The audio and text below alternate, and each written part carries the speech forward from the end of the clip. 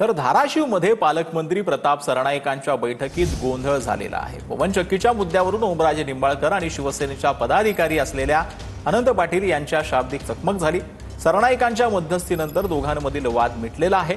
पालकमंत्री सरनाईकांनी पवनचक्की ठेकेदारासह शेतकऱ्याची बैठक जी आहे ती बोलावलेली होती।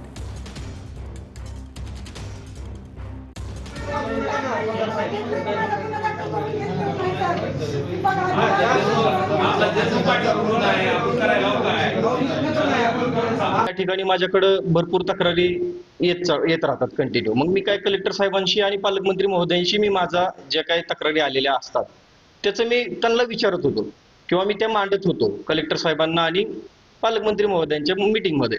त्यावेळेस आपल्या जिल्ह्याचे धाराशिव जिल्ह्याचे जे खासदार आहेत त्यांनी मध्येच बोलले, तू तुझी जमीन दे। ज्यावेळेस इथं शेतकरी कलेक्टर ऑफिस समोर उपोषणाला बसले होते पाठीमागं, त्यावेळेस हे सन्माननीय खासदार तिथे गेले आणि शेतकऱ्यांना सांगितलं की तुम्ही टावर पाडा, तारा पाडा।